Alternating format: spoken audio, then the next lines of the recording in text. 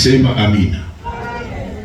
Naomba uwepo mahali hapa madhabahuni mwa Mungu kwa ajili ya siku hii ya leo, kutambua majira ya kiunabii na wakati tulio nao.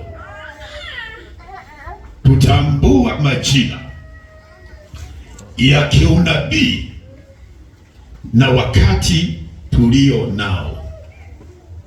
Biblia imesema ya kwamba ndani ya kitabu cha Wathesalonike wa kwanza ile sura ya 5 mstari wa kwanza hadi wa 6, lakini weka mkato pale, taki kimbia.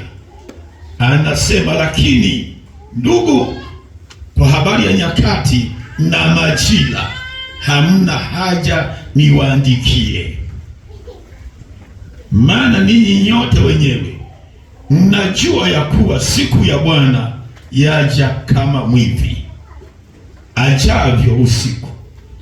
Wakati wasemapo kuna amani na salama, ndipo uharibifu uwajiapo kwa ghafla, kama vile utungu umujiavyo mwenye mimba, wala hakika hawataokolewa. Lakini ninyi ndugu, hammo gizani hata siku ile iwapate kama mwivi. Kome pale. Jina la Bwana libarikiwe.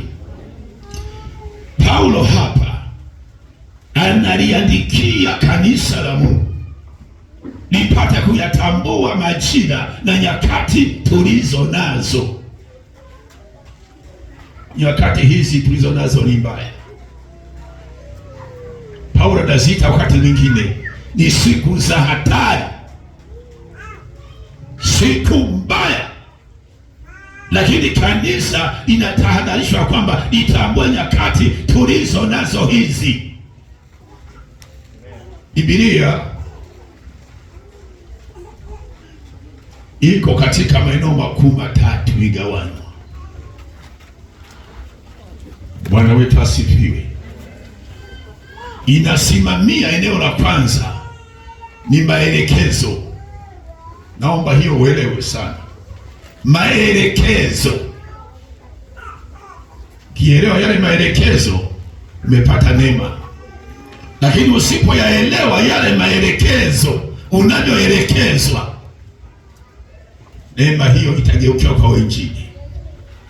Maelekezo, fanyeni hivi na hivi. Mungu akamwambia Musa, waambie wana wa Israeli hivi na hivi.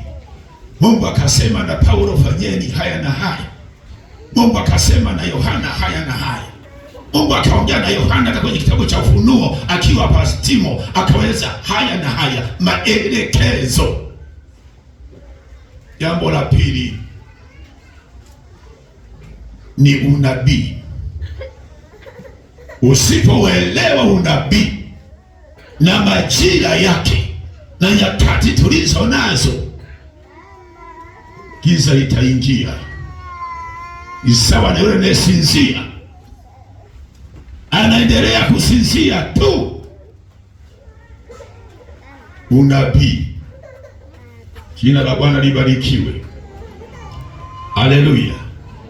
Alafu eneo la tatu ni zile ahadi ambazo Mungu amekuahidia. Sasa usipoelewa maeneo hayo, itakuwa ni shida kwako. Bwana wetu asifiwe. Haleluya. Wakati tulio nao huu, lazima kanisa liyatambue majira ya kinabii na wakati tulio nao. Pendwa wangu ndani ya Yesu Kristo, kazi anayoweza kuifanya shetani kwa sasa, kazi aliyo nayo sasa shetani anayoifanya ni kule kujitahidi sana kulifanya kanisa iweze kuwa katika hali ya uvuguvugu. Anashughulika sana kitu kama hicho. anaweza akashughulika hata na kanisa la mahali hapa Mkuyuni ikawa katika hali ya uvuguvugu, Wakristo wakawa katika hali ya moto baridi. Majira tulio nayo lazima tutambue nyakati za unabii. Biblia inasema ya kwamba nyakati za mwisho upendo wenu utapoa. Haya ni nyakati za mwisho tulizo nazo. Lazima kanisa iyatambue majira tulio nayo. Shetani anajitahidi sana kulifanya kanisa liweze kuwa uvuguvugu. Bwana wetu asifiwe. Mfano ni huu. Kwa mfano kwa sasa hata chaguzi zetu hata za kiroho, tuache hata za siasa, za vyama na nini. Ukiangalia kama umekaa umetulia sehemu katulia na katika hali ya umakini, mpaka unapanda vibulizo. Hali unakuta hata kama ni chaguzi zinasimama kama wanaweze walivyosimama kwa ajili ya Sauli. Kama alivyofundisha hapa mwalimu wetu wa Sunday School, mzee wa kanisa, macho ya kiroho.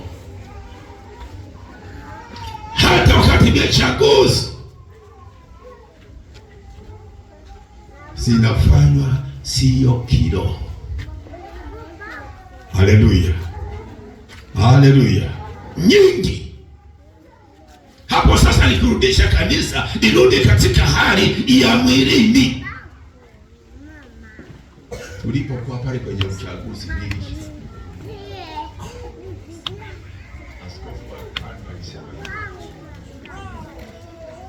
chagua kimwili, mtayaona tu yale matokeo baadaye, mtayaona tu.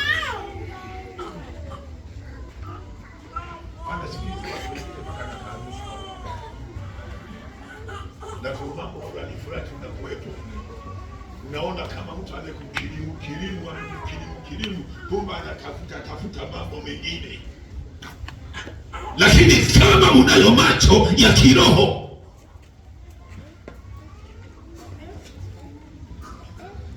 utaelewa hapa tumeibiwa. Jina la Bwana libarikiwe. Haleluya. Kujitahidi sana kulifanya kanisa hiyo vuguvugu, hata kufuta utakatifu. Yaani anataka sana afute utakatifu. Kwa hiyo tunapoenda kuona mambo kama hayo, lazima kanisa litambue majira ya unabii na wakati tulio nao. Hata inapotokea hali hiyo, haipo sababu ya kujikuta unashangaa, unapoteza mwelekeo. Neno kumbe tuko kwenye wakati wenyewe. Jina la Bwana libarikiwe. Haleluya, haleluya. Mimi nimeona hata kwenye uchaguzi haka kidogo, kawa naona kawa siku moja niko hapa kanisani tu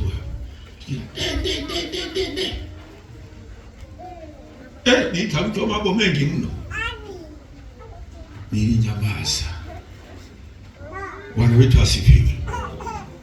Nikasema nini maana yake hiki? Kama tena tuko hapo. Tena ni hivi na hivi.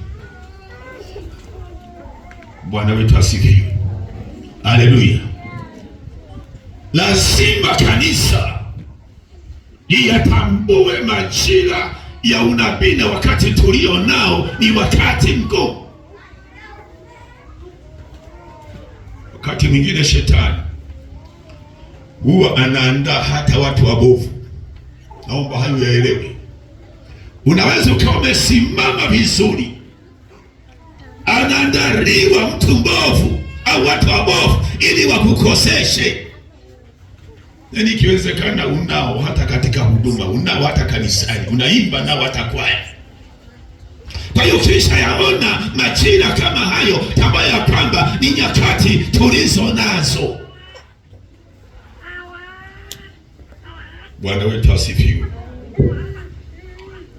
Biblia imeniambia wakati wasemapo, ule mstari wa 3, kuna amani na salama, ndipo uharibifu uwajiapo ghafula, kama vile utumbo umwijiavyo mwenye mimba, hakika hawataweza kuokolewa. Ukionekana ya kwamba una uvuguvugu au kanisa likawa katika hali ya uvuguvugu, tayari natimiza unabii. Ipo sababu ya msingi kuyatambua majira tuliyo nayo. Kwa mfano, mtu kujichanganya au anaiacha imani, anaenda pembeni, tambo hutaweza kujikuta unasita pale. Utatambua ya kwamba huu ni wakati tulio nao. Haleluya! Leo wakati mwingine shetani anaandaa hata watumishi au wakara, wanakwepo watumishi, kumbe ni wakara wa shetani. Sio uitafute wewe unataka muniheshimu. Wewe kwanza umheshimu Kristo na ujiheshimu wewe. Sasa heshima itakuja. Faida ni ya kwake, hasa ni ya kwake. Na kila kazi lazima iweze kuwa na matokeo yake. Yaani kila kazi mwanadamu anaweza kuifanya, lazima iweze kuwa na matokeo yake, mabaya au mema. Jina la Bwana libarikiwe. Washika ile breki, utafika mahali pabaya.